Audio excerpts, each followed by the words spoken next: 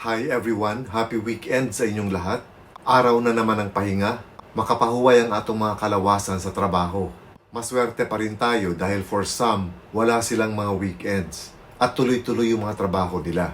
Well, yung iba kasi wala talaga ibang choice dahil alam naman natin na ang bawat isa sa atin ay kailangan kumita. Anyway, I hope lahat kayo nakakapagpahinga ngayon ng maayos. And please don't forget to subscribe to my channel dun sa mga hindi pa nakapag-subscribe dito sa channel ko. And pakiclick nyo na rin yung notification bell kasama yung all para lagi kayong updated sa mga new videos na ina-upload ko dito. Sa video kong ito, kilalanin natin ang ina ni Marjorie, yung food package supplier na biglang naging instant celebrity sa social media. Dahil nga hindi siya binayaran ng customer na umorder sa kanya. Ang ina ni Marjorie ay si Aling Judisa. May sariling negosyong kainan ang ina ni Marjorie. At dito sa video na ito ay in-interview si Aling Judisa kung ano ang masasabi niya tungkol sa gulong kinasasangkutan ng kanyang anak. Kumusta si Marjorie? Hindi niya tumura, supposed to be mag-interview ko niya karon pero wala siya, no? So, asa siya ron, ma'am? Ito sa car. Okay. And kumusta siya? Ano siya, relax lang sa siya, Saturday. Tungod sa pangitabo nila itong Domingo siya ang customer. Murag wa siya katok ka na to? Ito, sakit yang manghugot yang bukaan. And, Sakit yung buko-buko kaya sa kalakot. so, nagpahuway una siya kagagahapon. Okay. Ako ang nagklarohon, ikaw ang nagluto atong walo ka mga putahe, no? Nga gi-deliver dito sa client dito sa Bukid. And unsa imong experience visit Ilahang, isip di luto. Kumusta man? Di lalim? Lalim sir, ang init tayo. Ang pugon, kita juga sir pugon. Oh, mo ni ha, ako ipakita niya ilang pugon kasi yung inita mo ni nag-overheat ato ang cellphone yung Init kanina. yung pugon niya. Yano lang kami, mga ways sa kong anak nga. Dili sila mo bayad kay dili daw worth it. Sa itong rasa ka nagsugod og luto? Alas 3 kadlawon. Kadlawon. Sila ka putahe imong giluto? Sa Katong iya. Walo ka food tree nga sudan o duha ka food tree nga fruits. Okay, katong mga sudan na Usa usa to. ka collection. Usa ka lechon dito. Sa walo ka sudan. Unsa man tong mga sudan na imong giluto? Chicken gordon, Oh. sweet and sour, Mm. bami, Mm. lumpia, Okay. chicken asado, Mm. minodo, Okay. kinapusan, Kinapusan. o Bicol Express. Sa walo, walay na uli ato. Walay na balik. Walay na balik, Sa lechon, walay na balik. way na balik. Okay, nabayran mo wala sa balance. Wala gyud. Okay. So, sa man to? Pila lay inyohang nakuha ato, ma'am? Nag-down sila ng 9,000. 9,000. Ang alas nila is 9,800. So, almost 10,000 ilahang balance. Okay. And unsa man to? Naglaom pa mo mabayran to? Kami mag-expect anak sila, bubayad. Bubayad pa katurang tagigayunan. Kung mubayad sila, katurang tagigayunan pag-deliver. Okay. Now, once nga may muntik siya mubayad, so take na siya siguro. So, di na mo naglaom. Hindi na lang yung akong anak. Ako Okay. na lang gilauman sa Ginoo na lang kanila. Okay, ma'am. Kanang murag di failan o kaso o mo file o kaso o reklamo sa pulis, sa barangay si Marjorie. Unsay reaksyon nimo? Wa sa may magplano nga, amo siyang kuanon sa barangay. Ipapulis wa. Pero siya, murag siya pa hindi ko ano. Siya may mo agabyado nga mga sa kuan. Kay mga lagi na nag-cyber live. Dahil ko na akong anak, hindi mo na ulit siya binapoy ang mama. Oo. Kaya hindi mo ka ng anak. Yeah. Wa man may magbinaboy nila. Ang akong anak mo nilang gitapoy noon. Asa man nakita, binaboy na mo. Wa man. Unsay mga sakit kay nga po nga di yun nimo makalimtan katunya Kana ingon. yun nakita na ko pag istorya. Unsa? Kini 18,000. Unsa? Kini. Kita kaning skabetsi. Ako na niyapak si mong now. Mao dyan hindi na ko malimtan. Tuyas kong anak ay professional ngay nana lang. Bisan pag inana akong anak. Wa na ipapa pero ay lang nagpasakit. Kay panahon nga iya pag dito ngayon. Saka dito sa bukid sir. Apas dito kung iya dito gidapat. sakit sa inahan. Sakit. Kung ako o kadapot kong anak niya, inunaon lang niya. Hindi siya mo bayad, di na lang katatistorya. Yung nga dahil, siguro ikabayad na, inya na lang. Hindi siya magbinastos kung banga sa bisita. At banga sa bisita, pero umakaiyaha, di siya mo bayad, okay ra. Igo na gid mis pag-relax yun. Murag doon na tayo kuan nga describe inyo hang luto nga dugyot kuno dito. Dili ko nung worth it ang iyahang amount nga 18,000. Kay ingon na kong anak, asa man upat ta putay ni ani.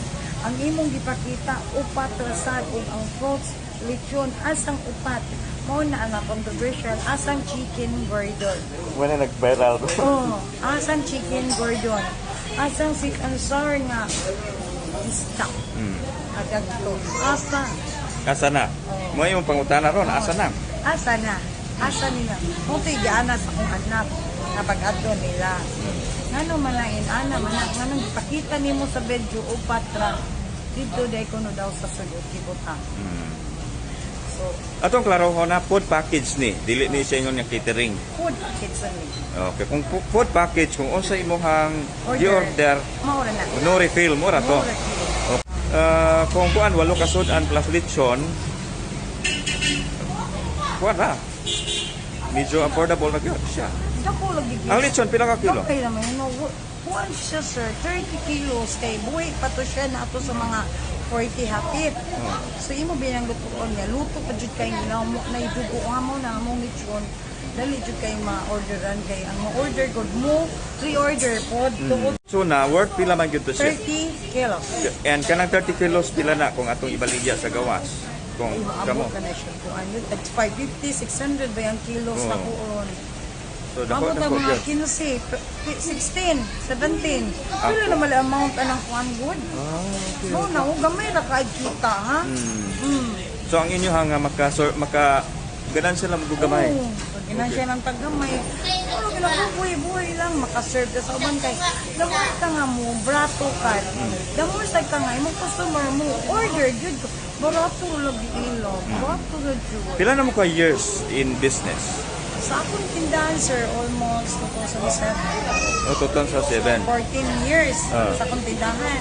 So, kanang food, 3 packets na mo, nag-start may pag-pandemic. Nahinay niya to. Pero dili, kung ana food trip, tab lang. Tab nga, katubang gagmay nga. Ginagmay tab. pa. Oo. Oh. House to house, kinapusan, kanang binigmit. Kasi kay sad mi ato kay, okay, meeting daw ako. Pero makasurvive mo kay pandemic man. Survive ni ato. Makapilos kinapusan. Ma'am, ma'am, dati ko ani ma'am, 5 ka tab. Survive ni ato. Hangtod to, nagsige lang siya tab. Mo to March nga. Mo to dahil nga. Ako ang imo nimo. Kanang imo ang hinangada sa Ginoo. Kamangan na kanina. Ayaw na panimaus kanina. Pag panimaus, ayaw na. Sagdi kung siyang buhaton. Siya may nang lupig na to. Basta mo, pag lupig na sila sa mga taong kabos, Ginoo kayo ng ibaw. Hilak lang kay hilak. Ipagawas yung gilapit. Mauna, hingon sa gilapit. Mga di sa kumuli niya, mga di sa kaya nga akong ang tubo. Wala akong ito pa uli sa karsan. Ayaw lang sa kulit dirit. Huway sa. So wala mo maglaom nga mabayran pa. Hindi may maglaong ato niya, sir. Okay. So again, murag ang kinisi nyo hang client mukiha ko no. Ato bangon ninyo. Di ko kuha na. Depende, di ko katubag si Marge. Pero ikaw asinahan all out support imo hang ihatag ni Marge. Depende kung unsay sud sa iyang sumon. Hangayan jud to bagon kung unsay nasa sumon. Kung di gani maayo, di sad mao, di ka nga kuan. Ay madako na.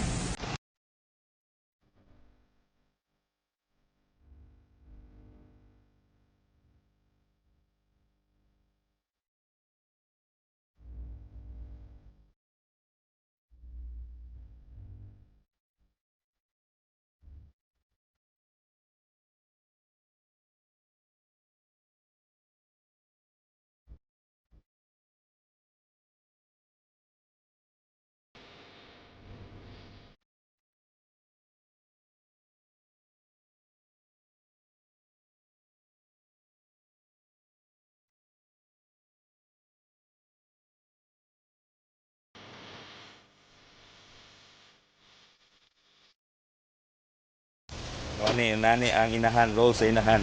Masakit para sa inahan no? Ang kuan, gidangatan sa anak. Okay. Bakit sir? Hindi na minsan. Labi na imong anak ko Sara niya. Kabugtong ni mong anak si kuan, Marjorie. So, kuan gyud to pinangga gyud nimo. Oo. Bisa na magdaghan si Roy. Pinangga ginibatan ng anak ko. Mao gyud pero kung Anak yun na. Pero kuan nana gyud. ba sakitan lang ta kay inana pa siya o pa kay papa ya inaana lang ka sayon nga mo naning kamot niya ayan paningkamot mo inana lang ka sayon so van lisod jud yung ko nga hanang inana man ka nila dai nakasukat ng customer na maghatag og kakago sa imong utok. Thank you sa tanan ninyo pag-view na mo. Daghang salamat sa suporta ninyo ni Mars. Okay, salamat sir. Thank you kay Madam Judy Salison ang kuan ang inahan luyo sa paningkamot pud sa anak.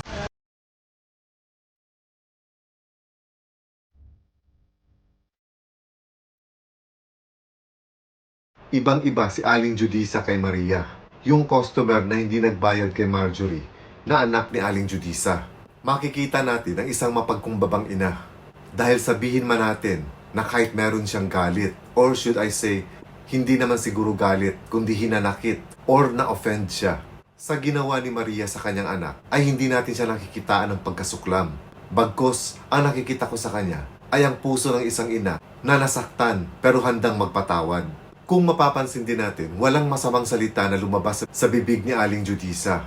Kahit pa alam natin na matitinding insulto ang sinabi ni Maria tungkol sa pagkaing hinihanda nila na tinawag ni Maria na dugyot yung mga pagkaing idiniliver sa kanya. Sobrang paghamak sa mga pagkaing niluto nila ng isang tao na hindi naman pala nagbayad. Kaya nga hindi ko makita kung saan galing yung lakas ng loob ni Maria na magsalita ng mga ganong masasakit na salita samantalang siya pa yung may atraso dito sa mag-ina. Ipinaliwanag din ni Aling Judisa na hindi ganong kadali ang mga ginagawa niya para maghanda ng mga ganong pagkain. Sinabi nga niya na kailangan niyang gumising ng maaga at magluluto dun sa kusina nila na sing-init ng pugon. Pero nung sinabi ito ni Marjorie kay Maria, tinabla siya ni Maria. Ang sabi ni Maria, kung ganun daw na ayaw dumanas ng hirap ni Marjorie sa kanyang negosyo, ay huwag na siyang magnegosyo. Dahil hindi ka raw pwedeng magnegosyo nang hindi ka naghihirap. Hindi yata naintindihan ni Maria yung sinasabing paghihirap na sinasabi ni Marjorie sa kanya. Dahil ang iniisip lang ni Maria ay hindi worth it yung 18,000 na ibabayad niya kay Marjorie sa mga ganong klaseng pagkain lang. Pero sa nakikita ko kasi, parang okay lang kay Aling Judisa na insultuhin at matamatahin yung mga niluto niya. Ang masakit talaga sa kanya ay yung makita niyang pinagtatambuyan yung kanyang anak at pinagbantaan ni Maria. Bilang isa siyang ina, alam natin yung mga nanay natin ay talagang very protective, lalo na sa kanilang mga anak. Lalo pa kung alam ng isang ina na nasa tama yung kanyang anak. Pero ang pinakamagandang asal na ipinakita dito ni Aling Judisa para sa atin ay yung kanyang pagpapatawad. Sabi nga niya kay Marjorie, huwag nang mag-isip si Marjorie ng paghihiganti dahil may Diyos tayo na nakakaalam ng lahat. Si Aling Judisa yung tipo ng tao na mas gusto na lang manahimik kaysa palakihin pa yung gulo. Ni isang masakit na salita wala tayong narinig sa kanya na sinabi niya patungkol kay Maria. Siguro din para kay Aling Judisa kung sinabi ni Maria na hindi worth sa 18,000 yung mga pagkain i-deliver sa kanya. Para kay Aling Judisa, alam niya ang worth ng pagkatao niya. At alam ni Aling Judisa yung laban niya. Ika nga, choose your own battle.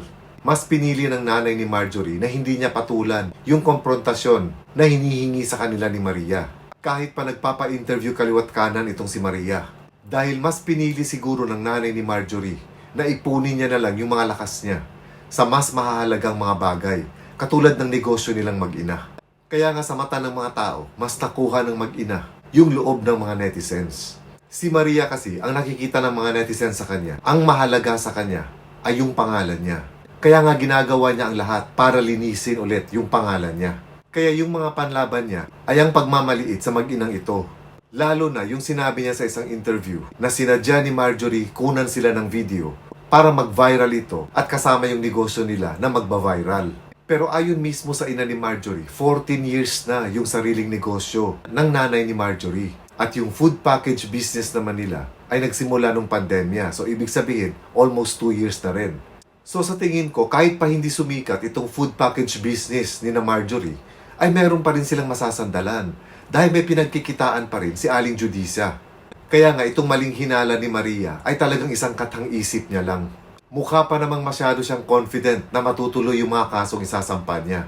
Pero ang advice ko lang kay Maria, huwag masyadong kumpiyansa dahil baka ni isa nito ay walang tatanggapin ng korte o ang piskalya. Dahil ang bawat kasong sinasampa ay based on merits. Ngayon kung hilaw yung mga ebidensyang ipapakita mo, sigurado ibabasura lang ito ng korte. Mas mabuti pa siguro na atupagin niya yung mga kasong tulad ng estafa at grave threats na planong isampa ni Marjorie laban sa kanya. Dahil mukhang mas malalakas ang mga ebidensya ni Marjorie para sa mga kasong ito at meron pang kasamang mga recordings na pwede niyang gawing ebidensya kung sakasakaling itutuloy niya itong mga kaso niya laban kay Maria.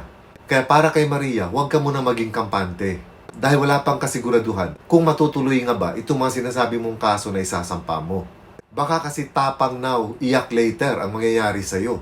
Kaya again, inuulit ko, ang mapagmataas ay binababa at ang mapagkumbaba ay itinataas. Maraming salamat ulit sa inyong mga kaibigan. Salamat sa panonood. Ayo-ayo mong tanan, amping mo pirmi, and God bless.